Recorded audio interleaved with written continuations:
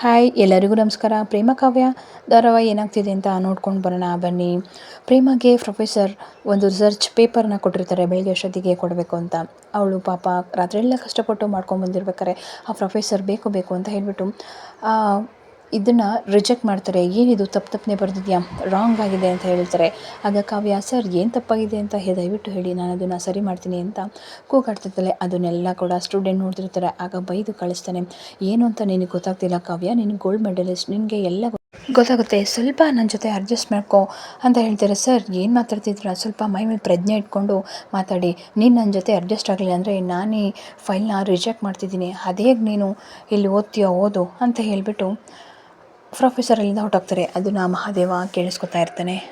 ನೀನೀಗ ತಡಿ ಮಾಡ್ತೀನಿ ಪ್ರೊಫೆಸರ್ ಅಂತ ಹೇಳ್ತಾನೆ. ಆಗ ಪ್ರೊಫೆಸರ್ ಯೂರನ್ ವಾಶ್ರೂಮ್ಗೆ ಅಂತ ಹೋಗ್ತಾನೆ. ಆವಾಗ ಅವು ಹೋಗ್ತಿರೋದನ್ನೇ ನೋಡಿಕೊಂಡು ಮಹಾದೇವ ಅವನು ಅಡ್ಡಗಟ್ಟಿ ನಿಂತಿರ್ತಾನೆ. ಹೇ ಯಾರಪ್ಪ ನೀನು, ಯಾಕೆ ಈ ರೀತಿ ಅಡ್ಗಟ್ಟು ನಿಂತಿದ್ಯಾ, ಜಾಗ ಬಿಡು ನೀನು, ನಾನು ಯಾರು ಅಂತ ನಿನಗೆ ಗೊತ್ತಿಲ್ವಾ ಅಂತ ಹೇಳ್ತಾನೆ. ಸರಿ ಆಯಿತು ಅಂತ ಹೇಳ್ಬಿಟ್ಟು ಮಹಾದೇವ ಹಾಗೆ ತಿರ್ಕೊಂಡು ಅವನಿಗೆ ಹೋಗೋಕ್ಕೆ ಅಂತ ಜಾಗ ಬಿಡ್ತಾನೆ. ಹೋದ ತಕ್ಷಣ ಅವನು ಜೋರಾಗಿ ದುಕ್ಬಿಟ್ಟು ರೂಮ್ ಡೋರ್ ಲಾಕ್ನ ಹಾಕೊಂಡ್ಬಿಡ್ತಾನೆ. ಹೇ ಯಾರಪ್ಪ ನೀನು, ಯಾಕೆ ಡೋರ್ ಲಾಕ್ ಹಾಕ್ತಿದ್ಯಾ, ತೆಗಿ, ಓಪನ್ ಮಾಡು, ಏನು ಅನ್ಕೊಂಡ್ಬಿಟ್ಟಿದ್ಯಾ, ನಾನು ಯಾರು ಗೊತ್ತಾ, ಈ ಕಾಲೇಜಿನ ದೊಡ್ಡ ಪ್ರೊಫೆಸರ್, ನಾನು ಒಂದು ಅನುಮತಿ ಇಲ್ದಲೆ ಒಂದು ಕಡ್ಡಿ ಕೂಡ ಹಲ್ಗಡಲ್ಲ ಅಂತ ಹೇಳ್ತಾರೆ. ಆಗ ರಾಘವೇಂದ್ರ ಅಂತ ನನ್ನ ಹೆಸರು, ಗೊತ್ತು ನಿನ್ನ ಬಗ್ಗೆ ನನಗೆ ಚೆನ್ನಾಗೇ ಗೊತ್ತು. ಏನು ರಾಘವೇಂದ್ರನ, ನೀನು ಯಾರಾದರೆ ನನಗೇನೋ ಡೋರ್ ತೆಗಿಯೋ ಅಂತ ಹೇಳ್ತಾರೆ. ಯಾಕೆ ಬೆಳಿಗ್ಗೆ ಕೊಟ್ಟಿದ್ದು ಗೂಸ ಮಾಂಜ ನಿನಗೆ ಸಾಕಾಗಲಿಲ್ವಾ, ಇನ್ನೂ ನಿನಗೆ ಬುದ್ಧಿ ಬರಲಿಲ್ವಾ, ಯಾರ ಹತ್ರ ಹೆಂಗೆ ಕಲ್ತ್ಕೋಬೇಕು ಅಂತ ನಿನಗೆ ಗೊತ್ತಿಲ್ವಾ, ಅಂದರೆ ಬೆಳಗ್ಗೆ ನೀನೇನಾ ನನಗೆ ಹೊಡೆದಿದ್ದು ಅಂತ ಹೇಳ್ತಾರೆ. ಹಾಂ ಹೌದು ನಾನೇ ಹೊಡೆದಿದ್ದು, ಮತ್ತು ಇವಾಗ ಯಾಕೆ ನನ್ನ ಬಾತ್ರೂಮಲ್ಲಿ ಲಾಕ್ ಮಾಡಿದ್ಯಾ, ಸುಮ್ಮನೆ ಬಾಗಿಲು ತೆಗಿದ್ರೆ ಸರಿಯೋತು, ಯಾಕೋ ನನ್ನ ಮೇಲೆ ಈ ದ್ವೇಷ, ಏನು ಅಂತ ಹೇಳು, ಏನು ಬೇಕು ಅಂತ, ನನಗಿಲ್ಲಿ ವಾಸನೆ ತಡ್ಕೊಳಕ್ಕಾಗ್ತಿಲ್ಲ, ದಯವಿಟ್ಟು ಬಾಗಿಲು ತೆಗಿಯಪ್ಪ ರಾಘವೇಂದ್ರ ಅಂತ ಹೇಳ್ತಾರೆ. ಅಯ್ಯೋ ಮಳ್ಳಂಗೆ ಮಾತಾಡ್ತಿದ್ದೀಯಲ್ಲ ಪ್ರೊಫೆಸರ್, ಒಬ್ಬರು ಲೇಡಿ ಹತ್ರ ಹೆಂಗೆ ಮಾತಾಡಬೇಕು ಅಂತ ನಿನಗೆ ಗೊತ್ತಿಲ್ವಾ ಅಂತ ಹೇಳ್ತಾನೆ. ಆಗ ರಾಘವೇಂದ್ರ ಸುಮ್ಮನೆ ಹಾಗೆ ನಿಂತಿರ್ಬೇಕಾದ್ರೆ ಗೋಡೆ ಮೇಲೆ ಬರೆದಿರುವಂಥ ಥಾಟ್ಸ್ನೆಲ್ಲ ಓದ್ತಿರ್ತಾರೆ. ಆಗ ಪ್ರೊಫೆಸರ್, ಇಷ್ಟು ಕೆಟ್ಟಾಗಿ ನನ್ನ ಬಗ್ಗೆ ಬರೆದಿದ್ದಾರಲ್ಲ, ಇವ್ರಿಗೇನು ಅಂತ ಅನ್ಸಲ್ವಾ, ಈ ವಾಸನೆ ಎಷ್ಟು ಪರವಾಗಿಲ್ಲ, ಕುಡಿದ್ರೂ ಪರವಾಗಿಲ್ಲ, ಇಲ್ಲಿ ಬರೆದಿರುವಂಥ ಥಾಟ್ಸ್ನ ನೋಡೋಕ್ಕೆ ಅಷ್ಟು ಬೇಜಾರಾಗ್ತಿದೆ ಅಂತ ಹೇಳ್ತಾರೆ. ದಯವಿಟ್ಟು ಬಾಗಿಲು ತೆಗಿಯಪ್ಪ, ಯಾಕೆ ಈ ರೀತಿ ಬಾಗಿಲು ಹಾಕ್ಕೊಂಡಿದ್ಯಾ, ನಾನು ಏನು ತಪ್ಪು ಮಾಡಿದ್ದೀನಿ, ದಯವಿಟ್ಟು ಬಾಗಿಲು ತೆಗಿ ಹೇಳ್ತಾರೆ. ಯಾಕೆ ಏನು ತಪ್ಪು ಮಾಡಿದ್ದೀನಿ ಅಂತ ನಿನಗೆ ಗೊತ್ತಾಗ್ತಿಲ್ವಾ, ನೀನು ಇಡೀ ರಾತ್ರಿ ಇಲ್ಲೇ ಇರು ಅಂತ ಹೇಳ್ತಾರೆ. ಇನ್ನೊಂದು ಕಡೆ ಗೇಟ್ ವಾಚ್ಮನ್ ಬರ್ತಾನೆ.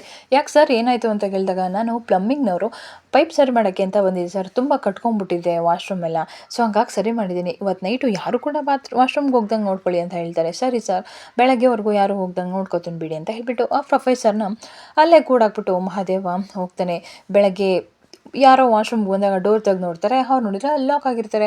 ಆಗ ಬೇರೆ ಪ್ರೊಫೆಸರ್ ಬಂದು ಬೈದಿರ್ತಾರೆ. ಏನ್ರಿ ಇದು, ಏನು ಹುಡುಗಾಟ ಆಡ್ತಿದ್ದೀರಾ, ಇಡೀ ನೈಟ್ ಫುಲ್ ಅಲ್ಲೇ ಇದ್ದೀನಿ ಅಂತ ಹೇಳ್ತಿರಲ್ಲ, ಯಾಕ್ರಿ ಈಗ ಈ ಥರ ಕೆಲಸ ಮಾಡ್ತಾಯಿದ್ದೀರಾ ಅಂತ ಹೇಳ್ತಾರೆ. ಅದೇ ಟೈಮ್ಗೆ ಕಾವ್ಯ, ಏನು ಇವ್ನು ರಾತ್ರಿ ಫುಲ್ ಇಲ್ಲೇ ಇದ್ನ, ಒಳ್ಳೆ ಸರಿಯಾಗಿ ಇವನ್ನ ಕೂಡ ಹಾಕಿದ್ದಾರೆ, ಬೆಳಗ್ಗೆ ನೋಡಿದರೆ ಕೈ ಮುರಿದು ಕಳಿಸಿದ್ರು, ಸಂಜೆ ನೋಡಿದರೆ ಈ ಥರ ಮಾಡಿದ್ದಾರೆ, ಒಳ್ಳೆ ಕೆಲಸನೇ ಮಾಡಿದ್ದಾರೆ, ಒಬ್ಬರಿಗೆ ಅನ್ಯಾಯ ಮಾಡೋಕ್ಕೋಗಿ ಒಬ್ರಿಗೆ ಕಷ್ಟ ಕೊಡೋಕೋದ್ರೆ ದೇವರು ಸಹಿಸಲ್ಲ ಅಂತಾರಲ್ಲ ಹಾಗೆ. ಆಗ ಪ್ರೊಫೆಸರ್ ಇನ್ನೊಬ್ರು ಚೆನ್ನಾಗಿ ಹಿಗ್ಗಮುಗ್ಗ ಬೈತಿರ್ತಾರೆ.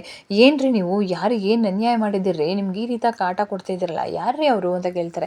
ಅವ್ರ ನೇಮ್ ಕೂಡ ನನಗೆ ಗೊತ್ತು ಸರ್, ಯಾರೋ ರಾಘವೇಂದ್ರ ಅಂತೆ, ಹುಡುಗ ಹೆಸರು ಕೂಡ ಹೇಳ್ದ, ನಾನು ರಾಘವೇಂದ್ರ ಅಂತ, ಆದರೆ ಯಾಕೆ ಹಿಂಗೆ ಮಾಡ್ತಿದ್ಯಾ ಅಂತ ಮಾತ್ರ ಹೇಳಲಿಲ್ಲ. ಬೆಳಗ್ಗೆನೂ ಕೂಡ ಚೆನ್ನಾಗಿ ಹೊಡೆದು ನನ್ನ ಕೈಯಲ್ಲೂ ಕೂಡ ಮುರಿದಾಕ್ಬಿಟ್ಟಿದ್ದೇನೆ, ಇವಾಗ ನೋಡಿದರೆ ವಾಶ್ರೂಮಲ್ಲಿ ಕೂಡಾಕ್ಬಿಟ್ಟಿದ್ದೇನೆ ಸರ್, ಯಾಕೆ ಈ ದ್ವೇಷ ಅನ್ನೋದು ಗೊತ್ತಾಗ್ತಿಲ್ಲ ಅಂತ ಹೇಳ್ತಾನೆ.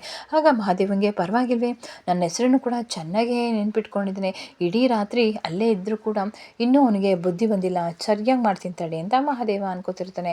ಆಗ ಇನ್ನೊಬ್ಬರು ಪ್ರೊಫೆಸರ್, ನೋಡ್ರಿ ಸರಿಯಾಗಿರೋದು ಕಲ್ತ್ಕೊಳ್ಳಿ, ಗೊತ್ತಾಯ್ತಾ, ಈ ಥರ ಕೆಟ್ಟದಾಗಿ ಎಲ್ಲ ಬಿಹೇವ್ ಮಾಡಬೇಡಿ, ಇದರಿಂದ ನಮ್ಮ ಸ್ಕೂಲ್ ಕಾಲೇಜಿಗೆ ಕೆಟ್ಟ ಹೆಸರು ಬರುತ್ತೆ, ಗೊತ್ತಾಯ್ತಾ, ಫಸ್ಟು ಯಾರವರು ಅಂತ ಕಂಡಿಡ್ಕೊಳ್ಳಿ, ಯಾರು ನಿಮ್ಮನ್ನು ವಾಶ್ರೂಮಲ್ಲಿ ಕೂಡಾಕಿದ್ದು ಅಂತ ಫಸ್ಟು ನೋಡ್ಕೊಳ್ಳಿ, ಗೊತ್ತಾಯ್ತಾ ಅಂತ ಹೇಳ್ತಾರೆ. ಆದರೂ ಕಾವ್ಯ ಮತ್ತು ಸೌಜನ್ಯ ಇಬ್ಬರು ಕೂಡ ಇವ್ನು ಮಾತ್ರ ಒಳ್ಳೆ ಏಟ್ ಕೊಟ್ಟಿದ್ದಾರೆ ಕಣೆ, ಇವ್ನು ಎಲ್ರಿಗೂ ಕೂಡ ಇದೇ ರೀತಿ ಕಾಟ ಕೊಡ್ತಿದ್ರೆ, ಯಾರೋ ಗೊತ್ತಿಲ್ಲ ಇವನಿಗೆ ಸರಿಯಾಗಿ ಶಿಕ್ಷೆ ಕೊಡ್ತಾ ಇದ್ದಾನೆ ಅಂತ ಅನ್ಕೋತಾರೆ.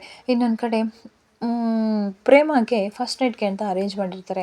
ಅಮ್ಮ ಇದೆಲ್ಲ ಬೇಕೇನಮ್ಮ, ಬೇಡ ಅಂತ ಹೇಳ್ತಾರೆ. ಅಯ್ಯೋ ಈ ಶಾಸ್ತ್ರ ಯಾವಾಗಲೂ ಮಾಡಬೇಕಿತ್ತು, ಆದರೆ ಇಲ್ಲಿವರೆಗೂ ಆ ಶಾಸ್ತ್ರ ಮಾಡೇ ಇರಲಿಲ್ಲ ಕಣೆ, ರಾಮ್ ನಿನ್ನ ಹೆಂಡ್ತಿ ಅಂತ ಫುಲ್ ಒಪ್ಕೊಂಡಿದ್ದಾನೆ ಆಯಿತಾ, ಈ ಶಾಸ್ತ್ರ ಮಾಡಲೇಬೇಕು ಅಂತ ಹೇಳಿಬಿಟ್ಟು ಶಾರದಾ ಪ್ರೇಮನ ರೂಮ್ ಒಳಗಡೆ ಕಳಿಸ್ತಾರೆ. ಆಗ ಇಬ್ಬರು ಕೂಡ ನಾನಂತೂ ಈ ಪ್ಲ್ಯಾನ್ ಬಗ್ಗೆ ಗೊತ್ತಿರಲಿಲ್ಲ ಅಂತ ಇಬ್ಬರು ಕೂಡ ಹೇಳ್ತಾರೆ. ಆಗ ಪ್ರೇಮ ನನಗೂ ಕೂಡ ಇದು ಗೊತ್ತಿರಲಿಲ್ಲ ರಾಮ್ ನಿಜವಾಗ್ಲೂ. ಹೌದಾ ಅಷ್ಟೊಂದು ಹಚ್ಕೋತಿದ್ಯಾ ದಿನ ಯಾವಾಗಲೂ ಗುರು ಅಂತ ಮಾತಾಡ್ತಿದ್ದೆ, ಇವತ್ತು ನೋಡಿದರೆ ಇಷ್ಟೊಂದು ಹಚ್ಕೊಂಡ್ಬಿಟ್ಟಿದ್ಯಾ ಪರವಾಗಿಲ್ವೇ ಅಂತ ಹೇಳ್ತಾರೆ. ಹೌದಾ ಹೋಗು ರಾಮ್ ನೀನು ಬೇರೆ ಏನೇನೋ ಹೊಗಳ್ತಾ ಇದೆಯಾ.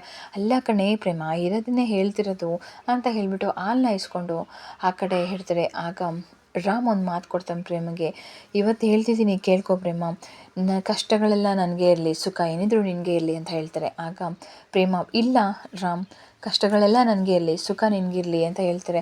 ಅಯ್ಯೋ ಇಬ್ಬರು ಕೂಡ ಈ ರೀತಿ ಜಗಳಾಡಬೇಡ ಆಯಿತಾ, ಕಷ್ಟ ಸುಖ ಇಬ್ಬರಲ್ಲೂ ಕೂಡ ಜೊತೆಗಿಲ್ಲ, ನೀನು ಏನೇ ಅಂದ್ಕೊಂಡಿದ್ರು ಕೂಡ ಅದಕ್ಕೆ ಜೊತೆಯಾಗಿ ನಾನಿಂತೂ ಹೆಗ್ಲಾಗಿರ್ತೀನಿ ಗೊತ್ತಾಯ್ತಾ.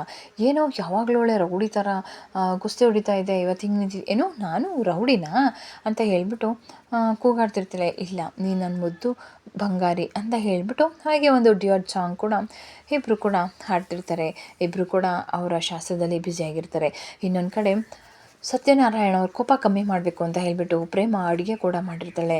ಗಸಗಸೆ ಪಾಯಸ ಅಂದರೆ ತುಂಬ ಇಷ್ಟ ಅಂತ ಹೇಳಿಬಿಟ್ಟು ಮಾಡಿರಬೇಕಾದ್ರೆ ಆಗ ಶಾರದಾ ನೀನು ಮಾಡಿರೋ ಪಾಯಸ ತಿಂದು ಅಪ್ಪ ನಿನ್ನನ್ನು ಈ ತಕ್ಷಣ ಒಪ್ಕೋಬೇಕು ಅಂತ ಹೇಳಿಬಿಟ್ಟು ಪ್ರೇಮ ತಿನ್ಸೋಕೆ ಅಂತ ಬರ್ತಾರೆ. ಅಪ್ಪ ನಿಮ್ಗೆ ಇಷ್ಟ ಅಂತ ನಾನು ಗಸಗಸೆ ಪಾಯಸನ ಮಾಡಿದ್ದೀನಿ, ತೊಗೊಳ್ಳಿ ತಿನ್ನಿ ಅಪ್ಪ ಹೇಗಿದೆ ಅಂತ ಹೇಳಿ ಅಂತ ಹೋಗ್ತಾನೆ. ಆಗ ಸತ್ಯನಾರಾಯಣಗೆ ಅವನ್ನ ಕಂಡುಬಿಟ್ಟು ತುಂಬ ಕೋಪ ಬರ್ತಿರುತ್ತೆ.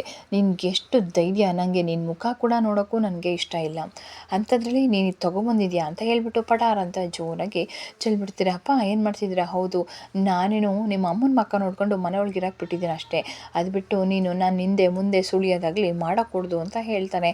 ಅದೇ ಟೈಮ್ಗೆ ರಾಮ್ ಬರ್ತಾರೆ. ಮಾವ ಯಾಕೆ ಹೀಗಾಡ್ತಿದ್ದೀರಾ? ನಾನೇ ಕ್ಷಮಿಸಿದ್ದೀನಿ ಅಂದಮೇಲೆ ನೀವು ಯಾಕೆ ಈ ರೀತಿ ಕೂಗಾಡ್ತಿದ್ದೀರಾ ಪ್ರೇಮ ಮೇಲೆ? ಅವಳು ಏನು ತಪ್ಪು ಮಾಡಿದ್ದಾಳೆ, ಯಾಕೆ ಹೀಗಾಡ್ತಿದ್ದೀರಾ ಅಂತ ಕೇಳ್ತಾರೆ. ನೀವು ಅವಳ ಗಂಡ ಕ್ಷಮಿಸ್ಬೋದು, ಆದರೆ ನಾನಂತೂ ಕ್ಷಮಿಸಲ್ಲ. ಇವಳು ಮಾಡಿರೋ ಕೆಲಸದಿಂದ ಎಷ್ಟು ಜೀವಗಳು ಬೇರೆ ಬೇರೆ ಆಗಿದೆ, ಅವರು ಈಗಲೂ ಕೂಡ ಕಷ್ಟಪಡ್ತಿದ್ದಾರೆ. ದಯವಿಟ್ಟು ಅರ್ಥ ಮಾಡ್ಕೊಳ್ಳಿ, ನಿನ್ನನ್ನು ಯಾವತ್ತೂ ನನ್ನ ಮಗಳಂತ ಒಪ್ಕೊಳ್ಳಲ್ಲ ಗೊತ್ತಾಯ್ತಾ. ಕಲ್ಯಾಣಿ ಮಾಡಿರೋದೇ ಸರಿಯಾಗಿದೆ, ನಿನ್ನ ದೂರ ಇಟ್ಟಿರೋದೇ ಸರಿಯಾಗಿದೆ, ನೀವು ಎಲ್ಲ ನಂಬಿಕೆಗೂ ನಾನು ದ್ರೋಹ ಬಗೆದ್ಬಿಟ್ಟೆ ಅಂತ ಹೇಳಿ ಬೈತಿರ್ತಾಳೆ. ಇನ್ನೊಂದು ಕಡೆ ಶಾರದಾ ಮನೆ ಒಳಗಡೆ ಕರ್ಕೊಂಬರ್ಬೇಕಾದ್ರೆ ಸತ್ಯನಾರಾಯಣ ಅಲ್ಲೇ ನಿಂತ್ಕೊಳ್ಳಿ ಅಲ್ಲೇ, ಇವ್ರನ್ನ ಯಾರು ಕರ್ಕೊಬರೋಕ್ಕೆ ಹೇಳಿದ್ದು ಮನೆಗೆ, ಇವಳು ಏನು ಯಾವ ಮುಖ ಇಟ್ಕೊಂಡು ಇಲ್ಲಿ ಕರ್ಕೊಂಬಂದಿದ್ಯಾ? ನನ್ನ ಮಗಳು ಯಾವತ್ತೋ ಸತ್ತೋಯ್ದು, ನನಗಿರೋದು ಕಾವ್ಯ ಒಬ್ಬಳೆ ಆಯಿತಾ, ಇವಳಿಂದಾಗಿ ನಮ್ಮ ಎರಡೂ ಕುಟುಂಬಕ್ಕೆ ಕಷ್ಟ ನಷ್ಟ ಆಗಿದೆ, ದಯವಿಟ್ಟು ಇವಳನ್ನ ಇಲ್ಲಿಂದ ಮೊದಲು ಆಚೆ ಕಳಿಸು, ಇವಳಂತೂ ಮನೆಗೆ ಬಂದರೆ ನಾನು ಸರಿ ಇರಲ್ಲ ಅಂತ ಹೇಳಿ ಬಾಯಿಗೆ ಬಂದಂಗೆ ಬೈತಾ ಇರ್ತಾಳೆ. ಆಗ ಶಾರದಾ ಇದ್ದರು, ಯಾಕ್ರಿ ಹಂಗಾಡ್ತಿದ್ದೀರಾ? ಏನು ನಿಮಗೆ ಒಬ್ರಿಗೆ ಮಾತ್ರ ಮಗಳ? ನಾನು ಕಣ್ರಿ 9 ತಿಂಗಳು ಹೆತ್ತು ಸಾಕಿರೋಳು, ಎಲ್ಲ ಅಧಿಕಾರನೂ ಕೂಡ ನನಗೂ ಸ್ವಲ್ಪ ಇದೆ ಆಯಿತಾ. ನನ್ನ ಮಗಳು ಕಷ್ಟಪಡ್ತಾ ಇದ್ದರೆ ಅದು ನೋಡಿಕೊಂಡು ನಾನು ಹೇಗೆ ಸುಮ್ಮನೆ ಇರಲಿ ಹೇಳಿ ಆಯಿತಾ. ಯಾರೂ ತಪ್ಪೇ ಮಾಡಿಲ್ವಾ ಹೇಳಿ? ತಪ್ಪು ಎಲ್ಲರೂ ಕೂಡ ಮಾಡಿರ್ತಾರೆ, ಕ್ಷಮಿಸೋದು ನಮ್ಮ ದೊಡ್ಡ ಗುಣ ರೀ, ನೀನು ಕ್ಷಮಿಸುವ, ಅದೇ ನಾನು ಮಾತ್ರ ಶಾರದಾ ಅಂತ ಹೇಳ್ತಾರೆ. ಆಗ ಶಾರದಾ ಆಯಿತು, ನೀವು ಇಲ್ಲಿವರೆಗೂ ಕೂಡ ನಾನು ನಿಮ್ಮ ಹತ್ರ ಏನು ಕೇಳಿಲ್ಲ ಏನು ಬೇಕು ಅಂತ, ಈಗ ಕೇಳ್ತಿದ್ದೀನಿ, ದಯವಿಟ್ಟು ಪ್ರೇಮನ ಒಳಗೆ ಕರ್ಕೊಳ್ಳಿ ಅಂತ ಹೇಳ್ತಾರೆ. ಪ್ರೇಮ ಒಳಗೆ ಬಂದಮೇಲೆ ಸುತ್ತ ನೋಡ್ತಾರೆ, ಅಲ್ಲಿದ್ದಂತಹ ಫೋಟೋನೆಲ್ಲ ತೆಗ್ದಾಕಿರ್ತಾರೆ. ಆಗ ಪ್ರೇಮನ ಹೌದು ಕಣಮ್ಮ, ಅಪ್ಪನ ಮನಸ್ಸಲ್ಲಿ ನನ್ನನ್ನು ಕಿತ್ತಾಕ್ಬಿಟ್ಟಿದ್ದಾರೆ ಅಂತ ಹೇಳಿ ಅಳ್ತಿರ್ತಾಳೆ.